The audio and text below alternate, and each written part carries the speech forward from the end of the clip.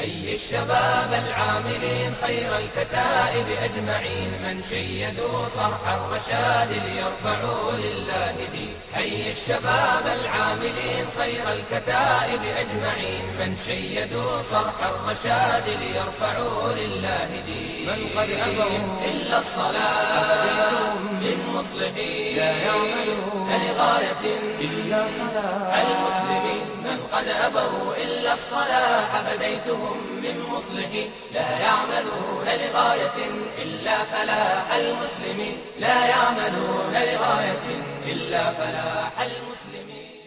அந்த கொலையை அறிவிக்க கூட கூடாதுன்னு சொல்கின்றது. அதாவது எப்பயாவது போய் கொலை செய்யலாம். இது நான் புனைந்து சொன்ன ஒரு கருத்து அல்ல.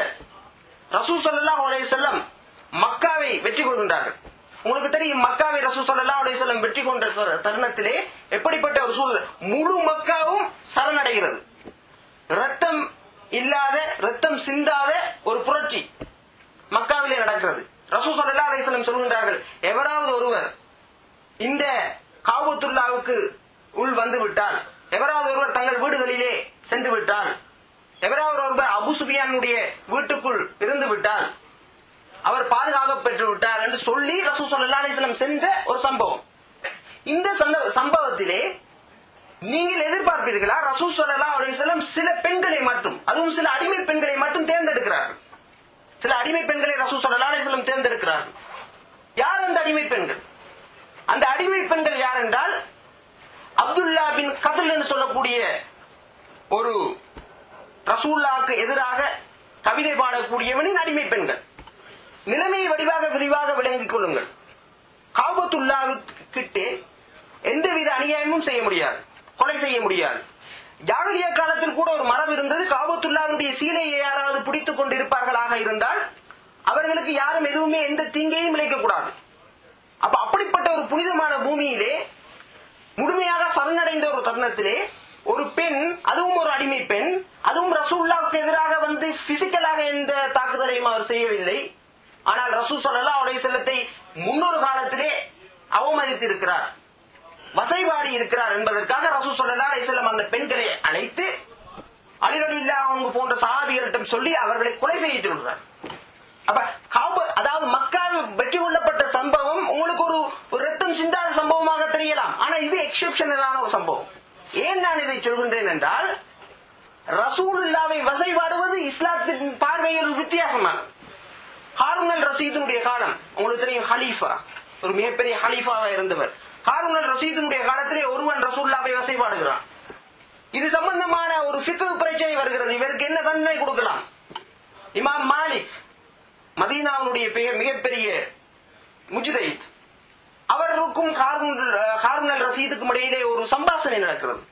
அந்த சம்பாஷணையில ஹாரூன் அல் ரஷீத் சொல்கிறார், ஈராக்கிலே இருக்கின்ற உலமாக்கள் சொல்கின்றார்கள் அவருக்கு அடிப்போம் என்று.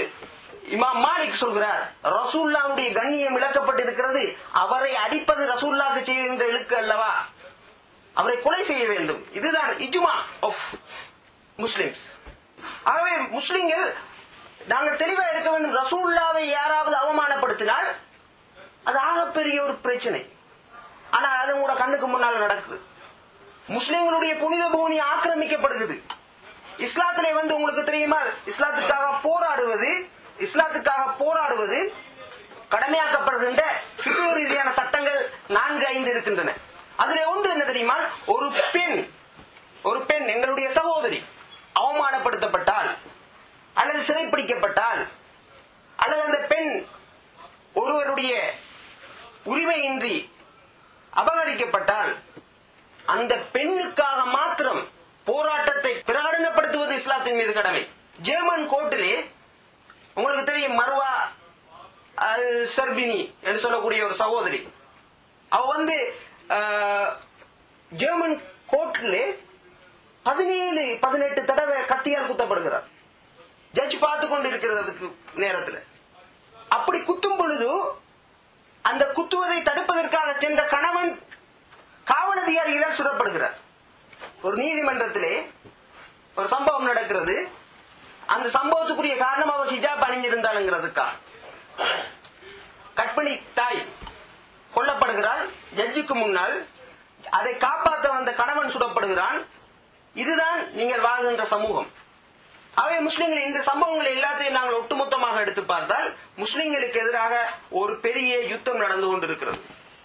இது தீவிரவாதிகளுக்கு எதிராக அல்லது இஸ்லாத்தை பற்றிய வித்தியாசமான கருத்து கொண்டவர்களுக்கு எதிராக நடக்கின்ற ஒரு யுத்தம் அல்ல.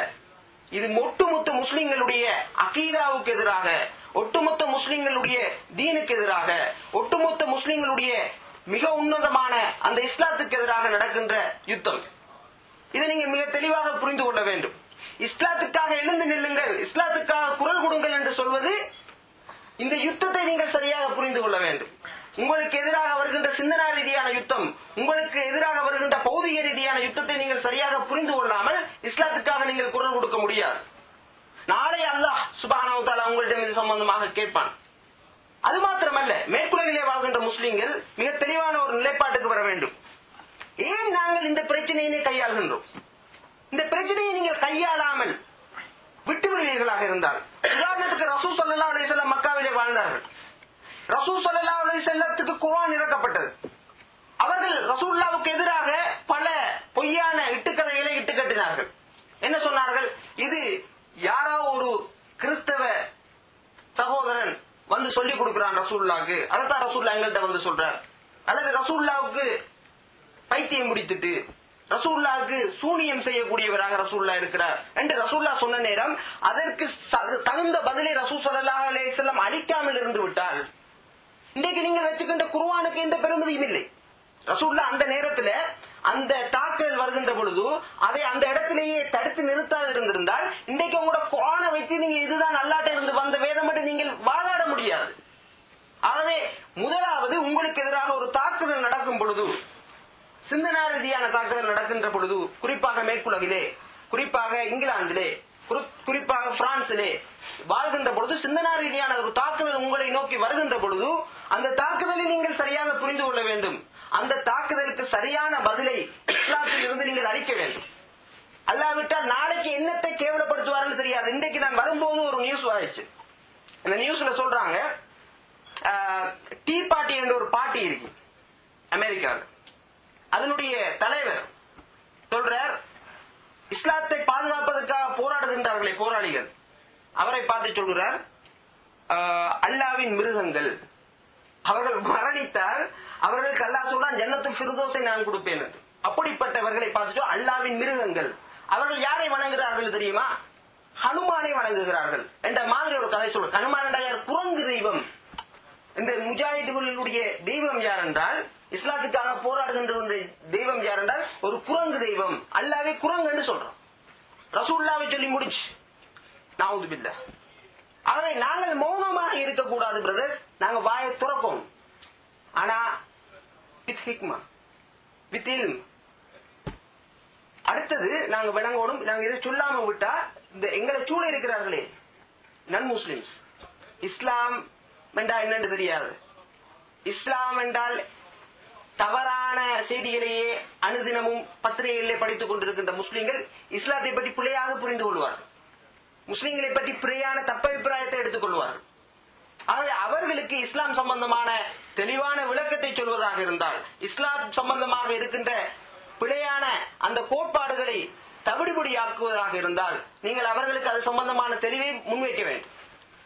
ரசூல் ஸல்லல்லாஹு அலைஹி வஸல்லம் மக்காவில் இருக்கும் பொழுது ரெண்டு பிரதானமான விஷயத்தை செய்தார்கள். இவ்வாறான சவால்கள் அவர்களிடம் வரும் பொழுது, ஒன்று, ரசூல் ஸல்லல்லாஹு அலைஹி வஸல்லம் வந்த அனைத்து விதமான தாக்குதலுக்கும் பதிலடி கொடுத்தார். உடனேயே பதிலடி கொடுத்தார்கள். அனைத்து விதமான தாக்குதல், அந்த தாக்குதலை நீங்கள் சாதாரணமான தாக்குதல் நினைக்கிறார்கள். ரசூல் ஸல்லல்லாஹு அலைஹி வஸல்லம் பார்த்து கொண்டு இருக்க சஹாபிகளை போட்டு கொலை செய்கிறார்கள், சஹாபிகளை துன்புறுத்துகிறார்கள். அந்த தருணத்திலும் கூட ரசூல் ஸல்லல்லாஹு அலைஹி வஸல்லம் அந்த மக்களுக்கு சரியான தகவல்களை முன்வைக்கிறார்கள். தகவலை முன்வைத்து விட்டு ரசூல் ஸல்லல்லாஹு அலைஹி வஸல்லம் தாயிப்ல போய் இருக்கையில ரசூல் ஸல்லல்லாஹு அலைஹி வஸல்லம் மக்கால தான் இருக்கிறாங்க. அந்த சமூகத்தோட என்கேஜ் ஆகுறாங்க. அந்த சமூகத்தில் இருக்கிற பிரச்சனைகளுக்கான தீர்வுகளை வழங்குகிறார்கள். சமூகத்தை பார்த்து விரைந்து மறைந்து ஒளிந்து பிரியவில்லை ரசூல் ஸல்லல்லாஹு அலைஹி வஸல்லம்.